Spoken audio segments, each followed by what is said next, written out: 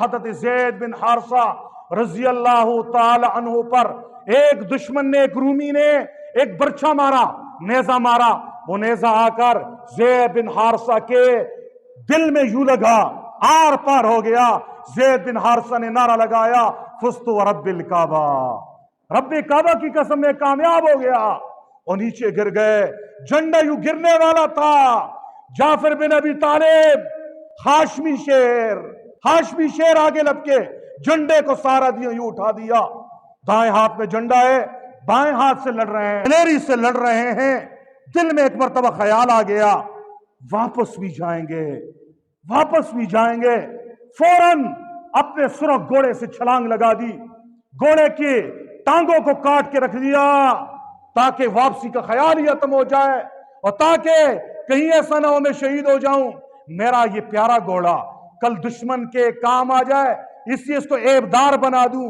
اپنے ہاتھوں سے اس کی ٹانگوں کو کاٹ کے دلیری سے لڑتے گئے یہاں تک کہ دشمن نے اس کے دائیں بازو یا دائیں ہاتھ پہ وار کر دیا. دائیں ہاتھ کٹ گیا. اب بائیں ہاتھ میں محمد رسول اللہ کا ہی جھنڈا ہے.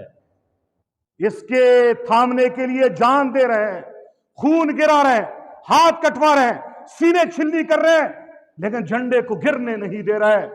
اب دشمن نے بائیں ہاتھ پہ بھی حملہ کر دیا.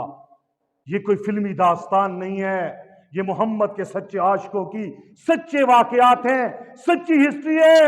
جب بائیں ہاتھ بھی گرا، اپنے بازوؤں کو یوں کیا اور سینے سے جھنڈے کو یوں سہارا دیا اور سینے کے درمیان اس کو ایسا کھڑا کر دیا.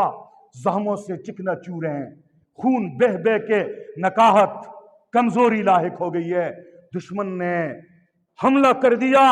ایک رومی نے ایسا حملہ کیا کہ جعفر بن ابی طالب کے جسم دو ٹکڑے ہو گیا.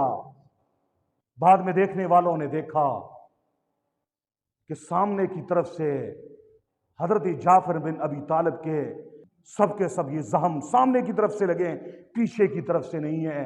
یہ دلیل ہے، یہ محمد الرسول اللہ کا شیر لڑتے سامنا کرتے شیروں کی طرح لڑتے جام شہادت نوش کیے، بھاگے نہیں ہیں.